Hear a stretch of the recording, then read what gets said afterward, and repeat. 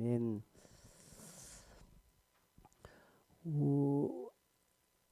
선물이나 귀한 것들을 여러분 누구에게 줬을 때 상대방이 그것을 귀하게 받아들이고 참 여겼으면 참 좋겠습니다만은, 그러나 내가 준 선물, 또 내가 준 호의, 내가 준 어떤 물건을 상대방이 하찮게 여기고 가볍게 취급하고 또 막 아무렇게 여기고 또 잃어버리고 그걸 또 무시한다면 여러분 어떻겠습니까? 그 마음이. 그죠? 어제 제가 다른 목사님을 좀 만났는데 그 목사님과 이야기하면서 그 목사님께서 하시는 거면, 오늘 누가 와서 내한테 선물을 줬는데 이 선물 가만 보니까 전에 내가 자기한테 준 선물 같다는 거죠. 지난 설날 때 자기가 특별하게 제작을 해서 몇 개 이렇게 제작해서 주변의 목사님들에게 이렇게 쭉 돌렸는데, 오늘 자기에게 무슨 일이 있어서 그 목사님이 선물을 가져왔는데 그걸 그대로 가져오더라는 것이지, 자기한테. 그래서 제가 같이 서로 좀 멋잖아 웃고 막 그랬는데, 여러분은 어떻습니까? 만약 그렇다면 이 상대방이 내가 준 선물을 그냥 그렇게 가볍게 여겼다라는 것이겠죠. 오늘 우리가 성경을 읽었는데 본문을 보니까 네 마음을 지키라고 말합니다. 네 마음을 힘써 지키라. 그래서 오늘 좀 마음에 대해서 좀 설교를 좀 하려고 합니다. 네 마음을 지켜라. 왜 지켜야 되는지, 왜 지켜라고 말씀하십니까? 하나님이 주셨기 때문에 그렇습니다. 하나님이 주신 선물의 일환이기 때문에 마음을 지키라고 말합니다. 하나님 우리에게 마음을 주십니다. 성경에 이런 표현이 많습니다. 예레미야 24장 7절 보면, 여러분 보십시오. 같이 한번 읽어볼까요?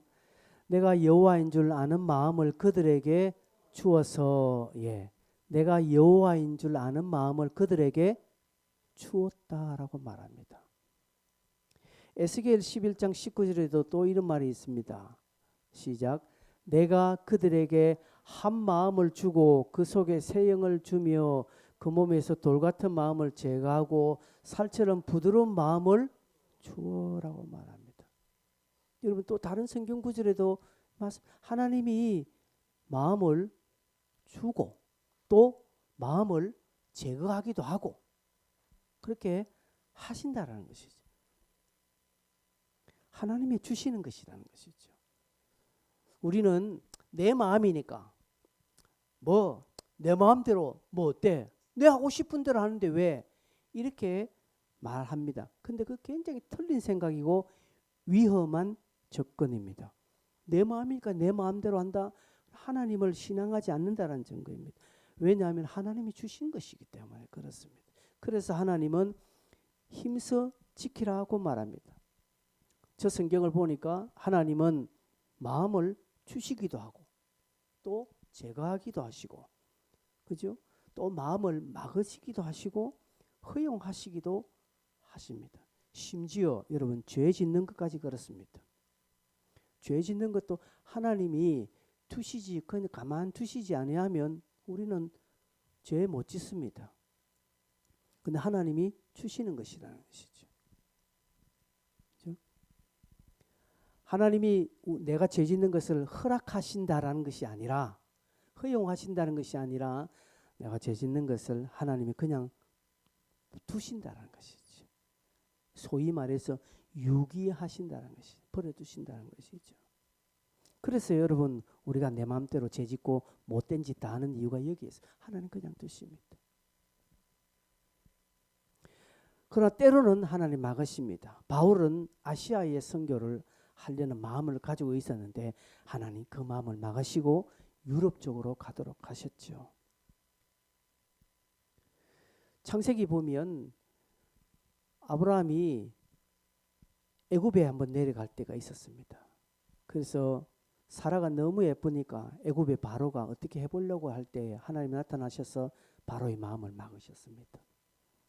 20장에 그랄 땅에 한 번 더 내려갔는데 그랄 땅 왕 멜기세덱이 나중에 보고 깜짝 놀랐네.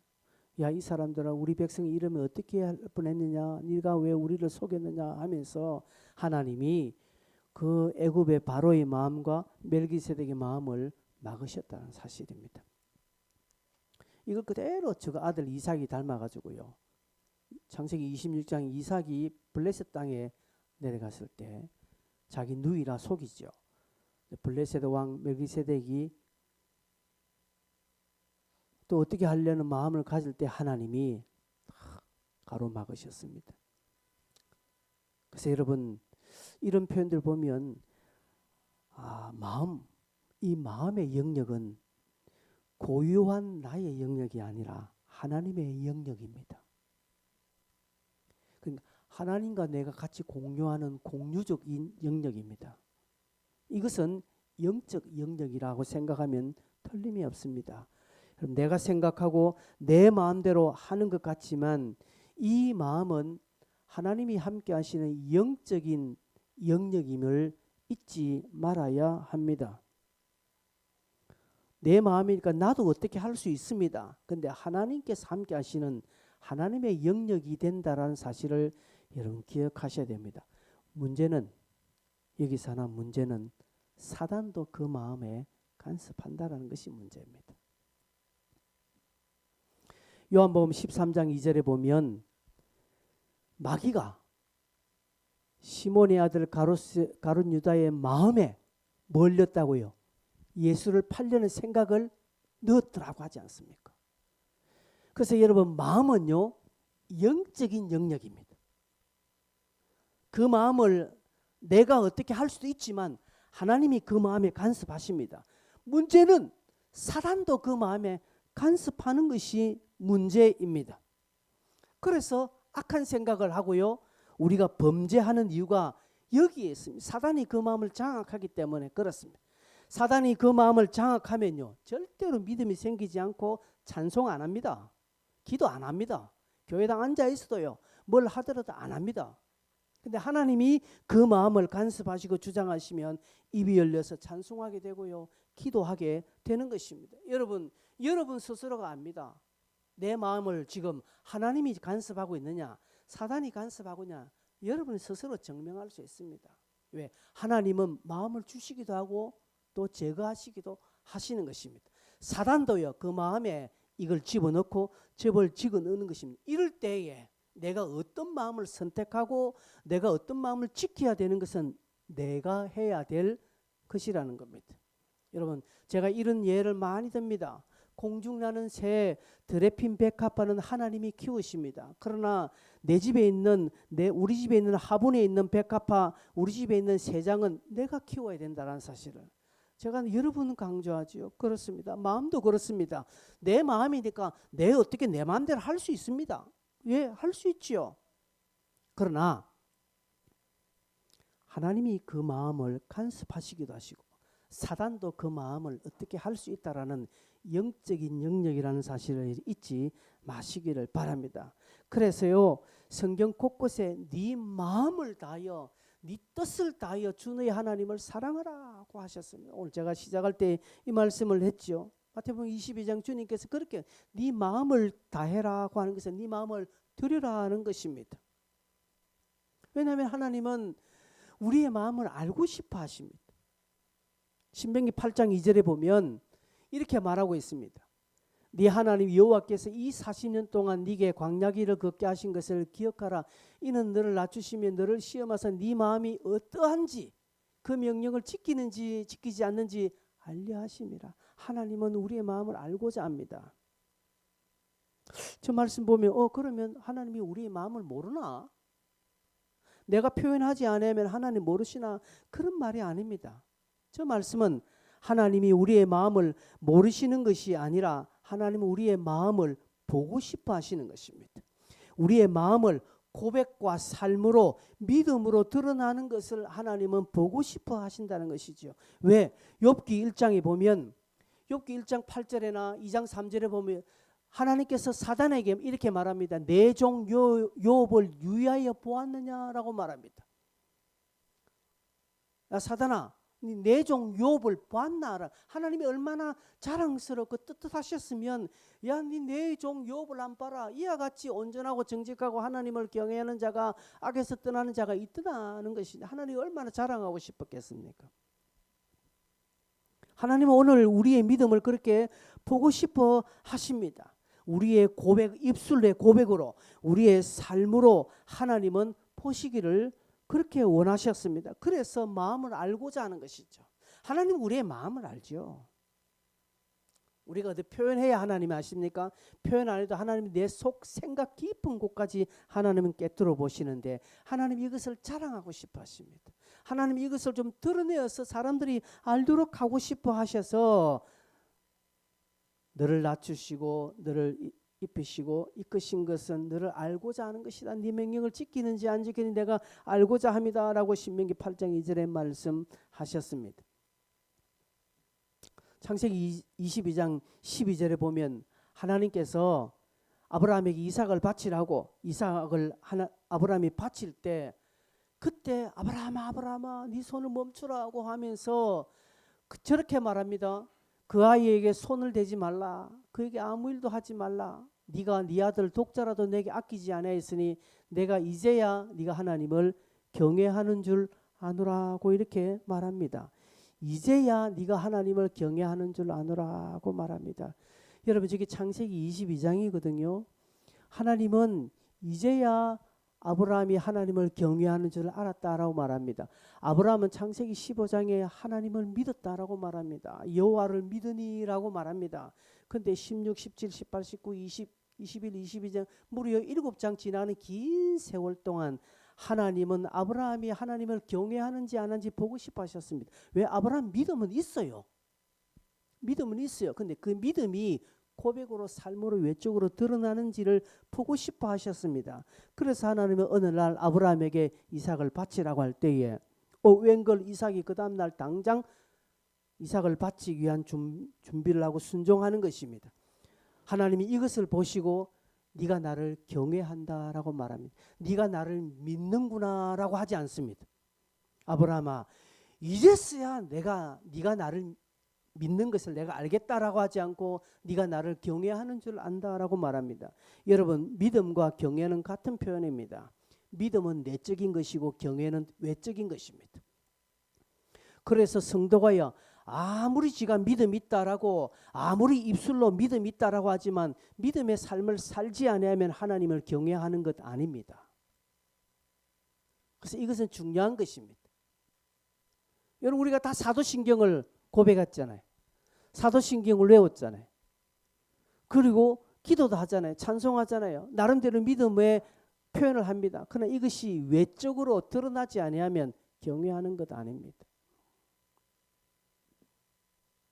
그래서 오늘 말씀에 하나님 우리에게 마음을 지키라고 명령하십니다. 힘써 마음을 지키라. 왜 마음을 지키라는 이유는 조금 전에 설명했습니다. 하나님 주셨기 때문에. 근데 한 가지 더 있습니다. 잠언 4장 3절에 보면 잠언 4장 3절 맞습니까? 내가 잘못 찾았는 것 같네. 예. 잠언 4장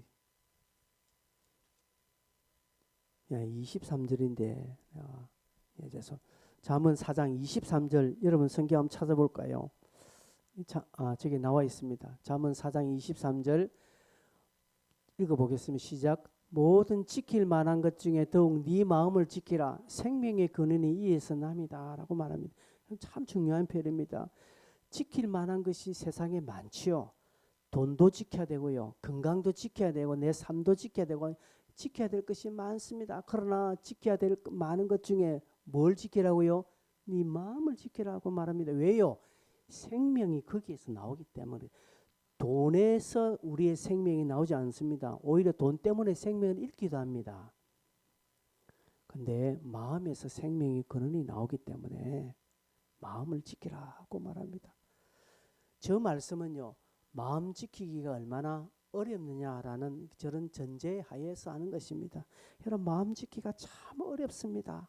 별것 아닌 것 같지만 그래서 작심삼일이라 하잖아요. 작심삼일. 우리 고백 내가 결단한 거 그래 오래 갑니까? 허물어지는 것. 그 쉬운 거 별거 아닌 거지만 그거 힘든 것이죠. 그래서 잠언에서도 그렇고 성경 곳곳에서도 네 마음을 지키라고 말합니다. 마음을 지켜야 될 이유는 하나님이 주셨기 때문이고 이 마음에서 생명의 근원이 나기 때문에 우리에게 마음을 지키라고 말합니다. 그러면 어떻게 하면 마음을 지킬 수 있겠습니까? 마음을 지키려면 어떻게 해야 됩니까? 어떻게 해야 됩니까? 여러분 오늘 우리가 읽었던 4장 9절에 보면 이렇게 말하고 있습니다. 네 마음을 힘써 지키라. 그리하여 네가 눈으로 본 그 일을 잊어버리지 말라라고 말합니다. 첫째로 잊어버리지 말아야 됩니다. 기억하라 이 말입니다. 마음을 지키기 위해서는 하나님이 우리에게 주신 것을 이스라엘 백성들에게 말합니다. 너희들이 눈으로 본 그 일들을 잊어버리지 말라. 즉 이스라엘 백성들이 애굽에서 경험한 10가지 재앙들, 그리고 홍해가 쫙 갈라지면서 홍해를 건넌 것, 그리고 광야 40년 동안 신실하게 만나와 메추리와 또 반석에서 물이 남과 전염병과 여러 가지 고난 가운데서 하나님이 그들을 지켜주시는 이 모든 일들을 기억하는 것입니다. 성도는 받았던 은혜를 늘 기억하는 것입니다. 그런데 우리는 은혜는 다 까먹고요. 지금 상황 보는 것입니다. 내 기분 나쁜 것 봅니다. 내 안 좋은 것만 생각하지 내가 그동안 받았는 것은 하나도 기억하지 않습니다. 그래서 이런 말합니다. 은혜는 강물에 쓰고 원수는 바위에 새긴다 이런 말이지 않습니까? 내가 받았던 것, 내가 좋은 것은 강물에 씁니다. 강물에 쓰는 게 무슨 의미가 있나요? 근데 한 가지 원수된 것은 바위에 새겨서 절대로 잊지 않습니다. 내 죽을 때까지 잊지 않습니다. 반대로 해야 됩니다. 원수는 강물에 써야 되고 은혜는 바위에 새겨야 돼요. 하나님이 이걸 그러면 네 마음을 지킬 수 있다는 것이죠. 성도는 지금이 아니라 하나님을 보아야 됩니다. 성도는 내가 아니라 하나님을 보아야 됩니다. 성도는 가장 먼저 하나님을 보아야 됩니다. 하나님을 보고 세상을 보면 다르게 해석됩니다. 그래서 누가 이야기하더라고요. 인생은 해석이다라고. 해석하는 능력이 좋은 사람은 성공합니다. 근데 해석하는 능력이 없는 사람은 내 팔자요, 내 꼬라지요, 내 생각 누구 탓, 원망 탓 다 합니다. 그러나 해석할 수 있는 능력. 요셉이 보세요. 요셉이 얼마나 자기 인생을 해석을 잘합니까? 형들이 두려울 때 형들에게 안심, 형들 때문에 내가 이렇게 된 거 아닙니다. 하나님이 나를 이렇게 하셨습니다. 내가 형들한테 절대 원수가 없는 거 없습니다. 형들이여 염려하지 마소서라고 합니다. 나를 이렇게 하신 것은 하나님께서 하셨다. 얼마나 요셉이 자기의 인생을 해석을 잘합니까? 원망할 수 있습니다. 자기 형들 목살 잡으면 네가 어떻게 그럴 수 있냐라면서 그렇게 할 수 있었지만 요셉은 그렇게 하지 않았습니다. 왜 그렇게 했습니까? 하나님을 기억했기 때문에 그렇습니다. 또한 앞으로 함께 하실 하나님을 기대하였기 때문에 그렇습니다. 그래서 전도서 12장 7절에 보면 네 청년의 때에 너의 창조주를 기억하라고 말합니다. 청년의 때에 지금 청년들을 보고 이 청년들 너희들 창조주를 기억하라 저 말이 아닙니다. 네가 지금 있을 때 기억하는 거예요. 청년의 때에 네가 지금 있을 때 가장 누가 이야기하더라고요. 오늘이 내 생의 가장 젊은 날이라면서요. 오늘이 지금 내가 살아갈 동안 가장 젊은 날이지 않습니까? 즉 오늘 너의 창조주를 기억하라는 것입니다. 이사야 46장 9절에도 그렇게 말합니다. 옛적 일을 기억하라. 과거를 기억해라는 게 아니라 하나님이 어떻게 너를 인도하셨는가 기억해라 하는 것이죠. 이럴 때 내 마음을 지킬 수 있습니다. 근데 저 하나님을 안 보고 지금 보면 마음 못 지킵니다. 에이 될 대로 되라. 누구 땅 파고 장사하나 하면서 내가 뭐 때문에 내가 이런 대접받아 차별을 하고 이렇게 하는 거예요. 자기 보면 그렇게 그런 마음 못 지키는 거죠. 자기 스스로가 마음을 다 찢어버리는 것입니다. 하나님은 그걸 원하지 않습니다. 무릇 지킬 만한 것 중에 네 마음을 지키라고 말합니다. 생명의 근원이 여기에서 나기 때문에. 그래서 아무리 어렵고 힘든 상황에 또 내가 창조주 하나님을 기억하고 내 마음을 딱 지키면 그 사람은 그곳 생명에서 일어납니다. 마음을 지킵니다. 그러나 그거 안 보고 자기 보면 될 대로 되라고 지 맘대로 해버리면 끝나는 거예요. 아무런 하나님 앞에 분복이 없습니다. 두 번째로 조심하라고 말합니다. 오늘 본면을 보면 네 생존하는 날 동안에 그 일들이 네 마음에서 떠나지 않도록 조심하라고 말합니다. 조심해라. 생존하는 날 동안 은혜가 마음에서 떠나지 않도록 조심하라고 말합니다. 여러분이 가지고 있는 귀한 재물들 어디에 두고 있습니까? 여러분이 귀한 예물들 어디에 두고 있습니까? 신발장에 두고 있습니까? 아닐걸요? 뭐 저 깊은 곳은 아닐지라도 그래도 제일 그죠? 제일 귀한 곳에 여러분 귀한 것을 두지 않습니까? 그것입니다. 마음을 지키라는 것이죠. 조심하라는 것이죠. 여러분 우리 마음은 정말 유리 조각보다 더 연합니다. 지금 좋으니까 웃지요. 그러나 딱 사소한 말 한마디에 마음 탁 깨집니다. 그죠? 여러분 안 그렇습니까? 조금 전까지는 좋다고 할렐루야 하다가 뭔가 마음에 하나 탁 걸리면요. 그다음부터 딱 마음 끝나버립니다. 여러분 우리 마음이 얼마나 연약한지 조심해야 합니다. 왜 그렇습니까? 연약하기도 하지만 아까 이야기했듯이 사단도 우리의 마음을 간섭한다고 했습니다. 간섭할 뿐 아니라 사단은 우리의 마음을 도적질합니다. 할 수 있으면요. 마음과 생각을 삼키려고 합니다.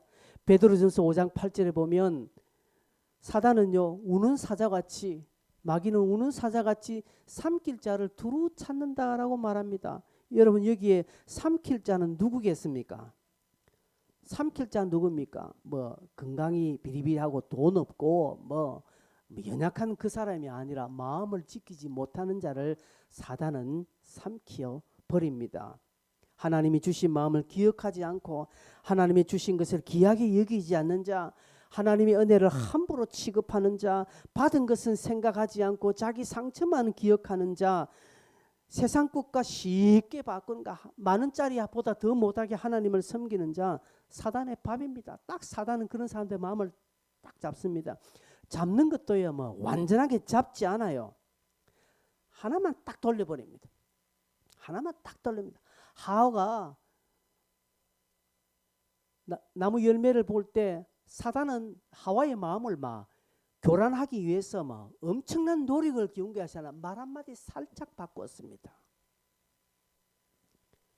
다 넘어가는 것입니다. 그러니 그렇게 보이는 것입니다. 하나님은 그런 사람들의 마음을 도둑질합니다. 뺏어갑니다.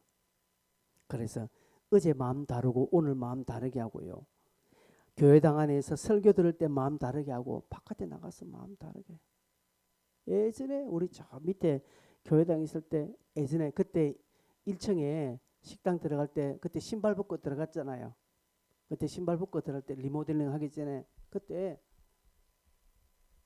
위에서 예배 다 드리고 다 기도하고 하는데 신발 벗고 들어갈 때 누가 자기 신발 밟고 갔다고 그 화를 내가지고 누가 자기 신발 좀 밟고 올라갔다고 그렇게 화를 내는 거예요. 아니, 옆에 신발장이 있지 않습니까? 자기 신발장에 넣으면 되는데 안 넣으니까 뭐 신발이 여러 개 있으니까 어떤 사람이 그냥 밟고 쩌는데 그걸 그렇게 불같이 화를 내고 그리고 밥도 안 먹고 집에 가버리고. 여러분 우리 마음이 이렇습니다. 사단은 그 마음을 그렇게 삐딱하게 만듭니다. 삐딱하게 만들고요. 방향을 살짝 틉니다. 그렇게 해서 두 마음을 갖도록 말합니다. 마음을 두 마음 갖도록. 온전하게 한 마음이 아니라 두 마음을 살짝 가지도록 합니다. 하나님이 먹지 마라 했는데 그런데 한 마음에는 죽을까 하노라 하는 마음이 또 드는 것이죠. 사단은 그렇게 합니다. 사단은요 정말 지혜롭습니다. 사단은 정말 위대했어요. 우리 마음에 하나님의 것을 완전하게 제거하지 않습니다. 그래 너 하나님의 마음을 품으라 하고 자기가 준 마음을 살짝 표도 안 나게 표시도 없이 살짝 집어넣고요 후 붑니다. 불씨를 하나 조그만 거 넣어놓고 멀리서 후 불어서 시간을 가게 하고 습도와 온도를 맞추게 하여서 결국 그 불씨를 확 일으키도록 합니다. 여러분 여기 무서운 것입니다. 마음 없는 것은 괜찮아요. 그 마음 가지면 되거든요. 차라리 마음 없는 것은 괜찮아. 근데 사단이 심어놓은 삐뚤어 놓은 마음, 즉 두 마음은 정말 위험합니다. 정말 두 마음은 위험합니다. 사단은 그렇게 만듭니다. 열왕기상 11장 2절, 3절, 9절 이런 표현이 있습니다. 여러분 2절 같이 한번 읽어볼까요? 시작. 여호와께서 일찍이 이 여러 백성에 대하여 이스라엘 자손에게 말씀하시기를 너희는 그들과 서로 통혼하지 말며 그들도 너희와 서로 통혼하게 하지 말라. 그들이 반드시 너희 마음을 돌려 그들의 신들을 따르게 하리라 하셨으니 솔로몬이 그들을 사랑하였더라. 3절요. 솔로몬 보십시오. 왕은 후궁이 700명이요 첩이 300명이라 그의 여인들이 왕의 마음을 돌아서게 하였더라고 말합니다. 여러분 후궁이 700명 첩이 300명 이게 중요한 것이 아닙니다. 그 여인들이 어떻게 했다고요? 왕의 마음을 사단은요 우리의 마음을 돌아서게 합니다. 그래서 9절에 이렇게 말합니다. 아예 노골적으로 솔로몬이 마음을 돌려라고 이제 지가 알아서 돌려버립니다. 처음에는 살짝 심어놓고요. 그리고 불씨를 싹싹 일으켜서 결국 지가 마음을 딱 돌리도록 만드는 것입니다. 사단은 저렇게 작전은 그래서 위험하는 것입니다. 다른 성경에도 이렇게 말합니다. 여러분 잠언 11장 20절 시작. 마음이 굽은 자는 여호와께서 미움을 받아도 행위가 온전한 자는 그의 기뻐하심을 받는데 마음이 굽은 자는 여호와께 어떻게 된다고요? 미움을 받는. 여러분 마음 없는 거 괜찮아요. 차라리 마음 없는 게 괜찮아. 근데 마음이 있어. 근데 이 마음이 굽었어. 삐뚤어졌어. 두 마음이라 하나님은 싫어하십니다. 잠언 12장 8절 한 번 더 있습니다. 잠언 12장 8절 사람은 그의 지혜대로 칭찬을 받으려니와 마음이 굽은 자는 멸시를 받는. 조금 전에는 마음이 굽은 자는 하나님께서 미워하시지만 마음이 굽은 자는 세상 사람들도 멸시합니다. 그죠? 여러분 직장과 여러분의 처한 세상의 환경 공동체에서 여러분 마음이 굽은 그 사람들은 다 압니다. 제 마음이 저래서 되겠나? 미워합니다. 멸시합니다. 표내지 않습니다. 그러나 속으로는 멸시한다는 사실이죠. 또한 잠언 17장 20절에 이렇게 말합니다. 시작. 마음이 굽은 자는 복을 얻지 못하고 혀가 패역한 자는 재앙에 빠지느니라. 마음이 굽은 자는 절대로 복 못 받는다는 것이죠. 저는 그래서 마음이 참 하나님 우리의 마음을 보시거든요. 무슨 더 설명이 필요할까요? 하나님은 우리에게 하나님이 경외하는 마음을 주셨습니다. 아까 에스겔 11장에 그죠? 또 새 마음을 주었다라고 했습니다. 또 내가 여호와인 줄 아는 마음을 주었습니다. 여러분 하나님이 여호와이심을 알고 하나님이 창조주이심을 여러분 아시죠? 하나님이 그 마음을 여러분에게 주었다라는 것이죠. 그런데 우리는 그 마음에 다른 것을 자꾸 집어넣는 바람에 마음이 굽어지고 삐뚤어진다는 것이죠. 그러나 하나님을 온전히 따르지 않는 것입니다. 이 마음에 세상 것이 가득 세상 욕심 탐욕이 들어있는 것입니다. 탐욕은 곧 우상 숭배니라. 사도 바울이 그렇게 말했습니다. 여러분 더 이상 설명하는 것이 너무나 의미가 없는 것 같이 보입니다. 그러니 여러분 우리는 기억하셔야 됩니다. 정말 조심해야 합니다. 사단이 그렇게 오늘도 만듭니다. 뭐 이 자리라서 안심할까요? 내가 설교 듣는 중이라 아니요. 하나님은 우리의 마음을 지키라고 명령하는 그 반면에 사단도 우리의 마음을 깨뜨리기 위해서 우리의 마음이 유리 조각보다 더 약하다는 것을 알기 때문에 수시로 깨뜨립니다. 그렇게 해서 만들어 놓고 그렇게 신앙생활 하도록 삐뚤어진 신앙생활을 하도록 사단은 유도하고 있습니다. 너 교회 다니라고 말합니다. 너 이거 해라고 말합니다. 근데 딱 삐뚤어지게 약간 각도를 트는 겁니다. 즉 두 마음으로 하도록. 시편 119편 113절에 결정적으로 하나님 말씀합니다. 내가 두 마음을 품는 자들을 미워하고 라고 말합니다. 내가 두 마음을 품는 자들을 미워한다. 물론 저 말은 다윗이 했지만 하나님의 말씀. 하나님은 인생에게 두 마음을 품는 자를 미워합니다. 가룟 유다가 예수를 따르지만 한쪽은 예수를 팔 마음을 가지고 있었습니다. 그래서 예수님께서 가룟 유다 보고 뭐랍니까? 저는 차라리 나지 않았으면 더 좋았을 뻔했다라고 말합니다. 여러분 이게 얼마나 인생을 향하여서 저주의 말입니까? 너는 안 태어나는 것보다 더 못하다라고. 이게 여러분 얼마나 비참한 것입니까? 가룟 유다에게 주님이 그렇게 대놓고 말씀하셨습니다. 왜요? 그 속에 두 마음이 있었기 때문에 그렇습니다. 여러분 오늘 뭐 제가 윤리적인 설교를 하는 것이 아니라 성경을 가지고 말씀합니다. 우리 자신들 저도 마찬가지입니다. 그래서 제가 저녁 기도회 때 늘 말합니다. 하나님 내게 정직한 영을 부어달라고 이야기합니다. 내 입술에 거짓을 떠나가게 해달라고 이야기합니다. 다윗이 그랬죠. 내 평생 한 가지 주의 법에 아름다움을 보게 해달라고 말합니다. 그러나 내가 여호와의 궁정에 살면서 아름다움을 보게 한다는 것이죠. 그것만 보는 것이죠. 솔로몬도 그렇게 했습니다. 내 평생에 두 가지를 구한다. 하나는 정직한 것을 구하는 것이죠. 그 다음 하나는 뭐 부하게도 마시고 가난하게도 마시고 오늘 하루 먹고 살 정도로 내게 불을 달라고 이야기합니다. 솔로몬이 두 가지를 구하는 것이죠. 그 옛날 그 선인들이 이런 이야기를 했습니다.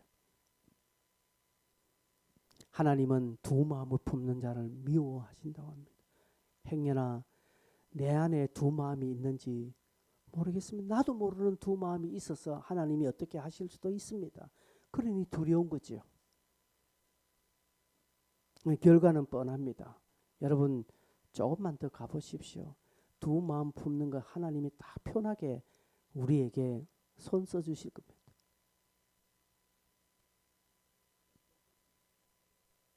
지금 제가 그걸 보고 있는지 모르겠습니다. 마지막 세 번째, 마음을 어떻게 지킬 수 있습니까? 알게 하라는 것이죠.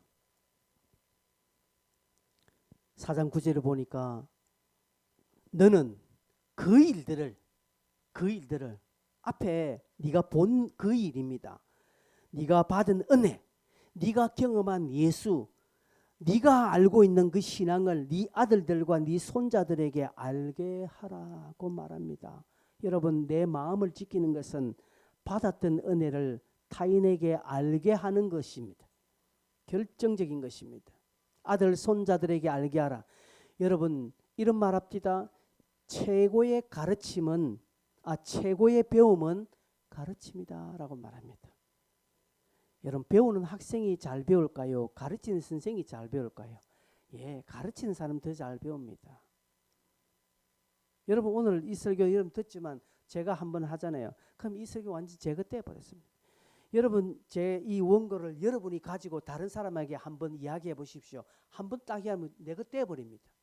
여러분 목장에서 말씀을 한 번 더 되낼 때 그 되내는 사람들 있죠. 제거 떼버립니다. 실제 한번 가르쳐 보는 것이 가장 큰 힘이 된다는 사실을 여러분들이 아마 많이 경험하셨을 것입니다. 한번 전도해 보면 달라요. 처음에는 전도하기가 그렇지 한번 내가 딱 전도하면 그 다음부터 발동이 딱 걸립니다. 그럼 이게 두 번 가는 게 쉽습니다. 세 번 가는. 술도 그렇다요. 처음에는 내가 한 잔 두 잔 마시지 나보지만 술이 나를 마신다고. 뭐 다들 경험해 보셨지만. 전도도 그렇습니다. 처음에는 참 말대기 힘듭니다. 그래서 여러 수십 명 다 지나가도 놓칩니다. 저 사람 해야지 하다가 또 멈추고 저 사람 해야지 멈추고. 그런데 한번 딱 발동 열면 그 다음에 쉽습니다. 툭툭툭 놓은. 그러니까 한번 능력을 경험하면요, 굉장한 힘을 가지는 것입니다. 여러분이 알고 있는 건 누군가에게 알리십시오. 누군가 알게 하십시오. 그 여러분 마음을 왜 말하면서 이미 내 자신 영이 듣거든요. 그래서 힘이 나는 것입니다. 힘이 나. 제가 예전에 고등학교 때 이렇게 공부할 때, 대학원 때 이렇게 공부할 때 최고 좋은 공부는요, 옥상에 올라갔어요. 공부한 내용을 요약한 것을 막 소리를 내면서 공부할 때 최고 잘 이어집니다. 미리 어떤 대학 때는 미리 어떤 예상 문제가 있고 답이 있지 않습니까? 그 예상 문항에 대한 답을 막 가지고 옥상에 올라서 아무도 오니까 막 돌아다니면서 그것을 내가 여러 번 있으면 실제로 내가 말하는 것처럼 다른 사람 앞에 설명하는 것처럼 내가 여러 번 말하면요, 그게 대충 다 이해가 돼 기억나요. 그럼 나중에 쓸 때는요, 조금 문장이 달라서 그렇지 핵심적인 내용이 들어가면서 설명이 다 되거든요. 그 점수를 그렇게 받는 겁니다. 여러분, 중요한 것입니다. 이스라엘 백성들이 여호수아의 군대가 요단 서편을 다 점령하고 동쪽으로 이제 루벤, 갓, 므낫세 반지파가 돌아옵니다. 돌아오면서 이들이 큰 단을 쌓았어버려요.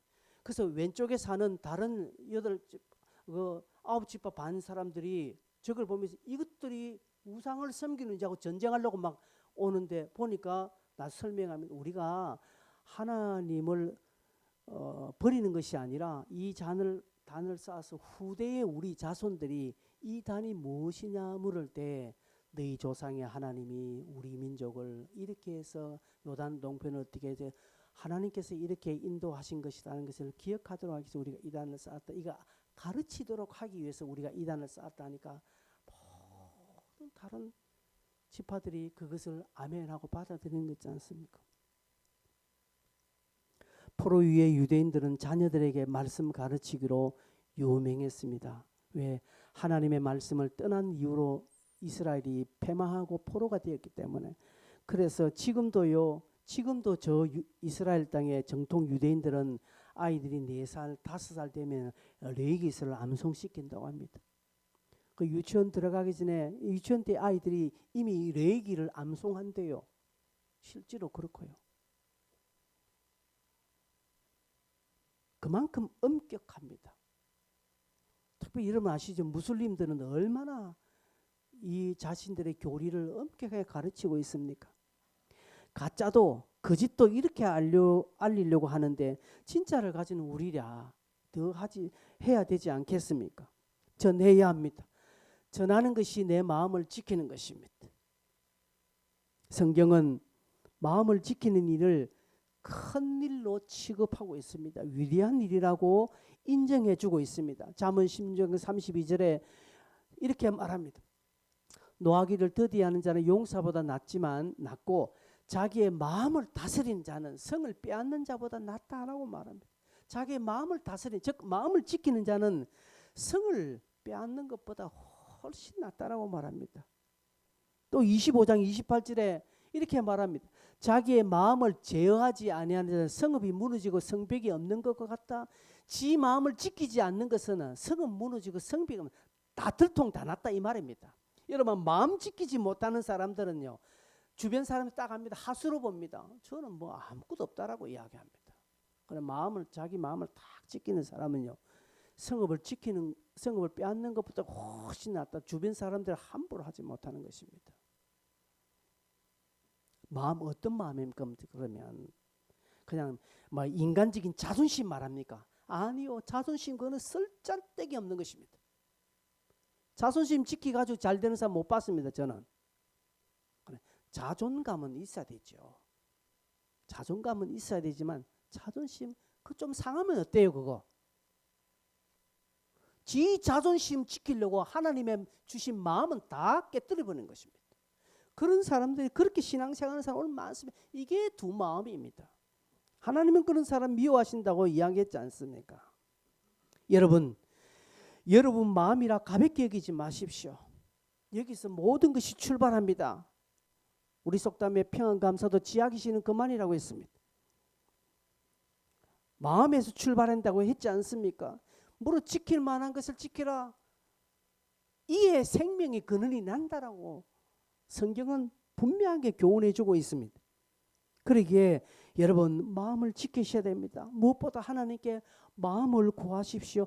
혹 두 마음이 있으면 회개하셔야 됩니다. 하나님 앞에 마음을 구하십시오. 하나님이 여러분에게 기도할 마음을 주셔야 여러분이 기도할 수 있습니다. 기도할 마음 주시지 않으면 결코 기도되지 않습니다. 찬송할 마음도 주셔야 됩니다. 말씀 읽을 마음도 주셔야 성경을 읽을 때 비로소 내가 성경을 읽어집니다. 성경 읽을 하나님께서 그 마음을 주시지 않으면 내 눈은 읽어요.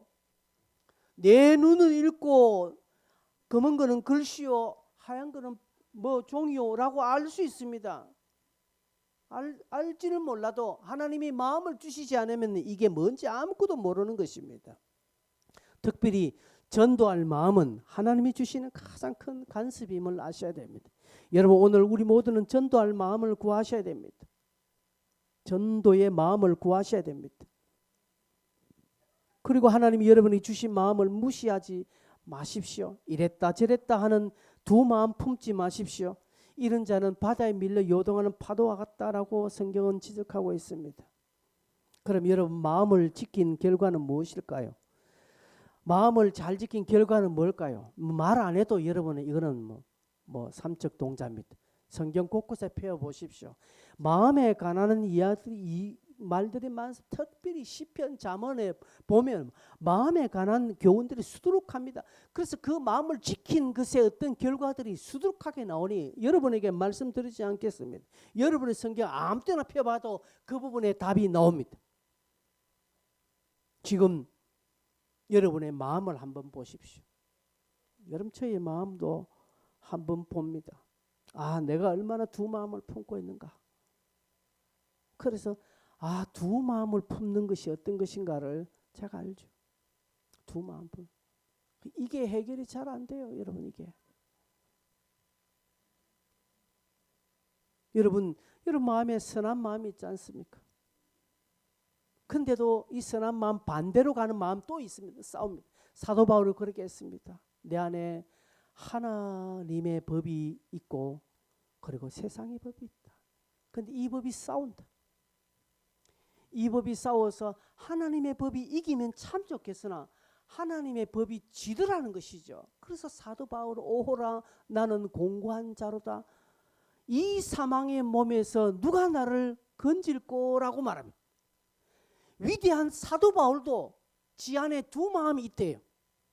두 마음이 있어서 하나님의 마음이 지더라는 것이죠. 그래서 자기 자신을 공고한 자로다. 즉 이 썩은 문드러질 인생아 이 말입니다. 이 썩어지는 더러운 인생 누가 나를 건질까? 예수밖에 없다는 사실을 사도 바울은 그렇게 고백한 것입니다. 우리야 다르겠습니까? 저도 마찬가지입니다. 저도 이 마음 때문에 괴로워요. 그래서 오늘은 복잡하고 짬뽕 같은 내 마음 나도 몰라 이런 세상의 가르침이 아니라 성경을 우리가 밟고서 하나님 앞에 마음을 구하시길 바랍니다. 하나님 내게 사모하는 영을 주시고 하나님 내게 하나님을 기억할 수 있는 마음을 주십시오라고 여러분 기도하시길 바랍니다. 하나님 내게 기도할 마음 주시고 특별히 전도할 마음 달라고. 여러분 교회가 자꾸 전도 이야기하면 사단이 싫어합니다. 제가 작년 하반기부터 11달부터 지금까지 계속 전도에 가는 이야기를 많이 하지 않습니까? 전도하자고 하니까요 사람들이 더 빠져요. 여러분 보십시오. 사단은 싫어합니다. 그렇기 때문에 우리가 안 해야 됩니까? 아니요. 끝까지 하는 거예요. 끝까지. 여러분 전도의 마음을 구하십시오. 여러분의 교회입니다. 여러분이 함께할 여러분이 책임져야 할 교회지. 누가 책임져야 여러분 손님이 아니잖아요. 이 자리에 지금 손님으로 앉아 계십니까? 그러면 그냥 막 주시는 밥 먹고 가시면 됩니다. 계산하고. 그러나 손님이 아닌 다음에는 달라야지. 설거지까지 해야 되지 않습니까? 그죠? 다음 것도 준비해야 되지 않겠습니까? 주인은 그렇습니다. 그렇다면 마음을 구하시길 바랍니다. 기도의 마음을 구하고 성경 읽은 마음을 구하고 특별히 하나님에게 전도의 마음 주시고 하나님 한 영혼을 인도하는 마음을 내게 주십시오. 잘 되지 않습니다. 주변에 사람이 없습니다. 그러나 마음 달라고 마음마저 없으면 큰일이지 않습니까? 그래서 하나님 주신 마음을 멸시하지 마시고 하나님을 믿는 그 믿음의 경외함을 오늘 기도로 우리의 남은 한 주간의 삶에서 드러내시기를 간절히 바랍니다. 함께 이 시간에 기도하겠습니다. 여러분 어떤 마음을 구하고 싶습니까? 여러분 이 시간에 어떤 마음을 구하고자 합니까? 마음을 구하시길 바랍니다. 그죠? 말씀을 생각하시면서 기억하십시오. 조심하십시오. 알게 하십시오. 마음을 구하시길 바랍니다. 마음을 구하시길 바랍니다. 다 같이 한번 이 시간에 주여 한번 통성으로 한번 부르짖고 같이 한번 오늘 설교를 적용하는 기도를 했으면 좋겠습니다. 기도하겠습니다. 주여